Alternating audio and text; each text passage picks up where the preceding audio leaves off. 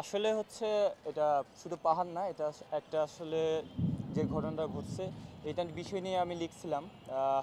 আসলে এটা শুধু পাহাড়ে না, বাংলাদেশে কোনো জায়গায় হওয়া উচিত না, যার কারণে হচ্ছে স্ট্যাটাসটা দেয়া। আমরা সবাই বাংলাদেশি, এখন আমি বাংলাদেশের প্রতিনিধিত্ব হওয়ার জন্য এখানে এসেছি।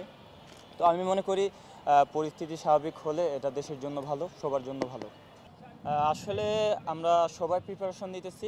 হয়তো ছোটোখাটো কোনো ইনজুরির কারণে হয়তো ম্যাচে পরিকল্পনায় মানে না আসা যায়, এটা স্বাভাবিক। তো আমাদের সবাই প্রত্যেকে হচ্ছে আমরা প্রিপারেশন নিতেছি মেন হচ্ছে হংকংয়ের ম্যাচের জন্য।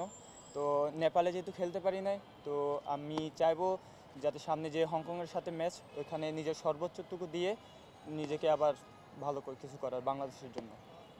প্রথমত হচ্ছে আমাদের প্রত্যেকটা পজিশনে হচ্ছে খুবই কম্পিটিশন বেশি। তো এখানে কোনো মানে একদম খামখেয়ালিভাবে থাকার কোনো সুযোগ নেই, সবাইকে প্রমাণ করে হচ্ছে থাকতে হবে। তো এখানে মনে করি আমি আমার নিজের সর্বোচ্চটুকু দিব।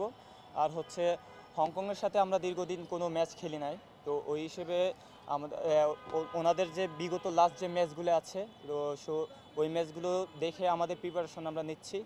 যেহেতু আমরা পরপর দুইটা ম্যাচ খেলবো, তো home match is very important. তো আমরা চেষ্টা করব দুই ম্যাচই যাতে আমাদের পক্ষে থাকে।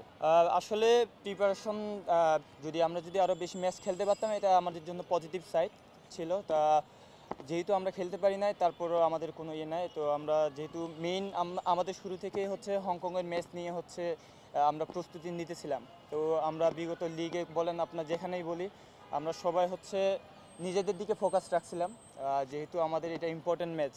তো আমরা এখন আমাদের যেটুকু আমাদের হাতে সময় আছে, ওইটুকুতে আমাদের নিজেদেরকে ঝালিয়ে নিয়ে আমাদের বেস্টটুকু দিতে চাই। Okay, done, thank you. Thank you.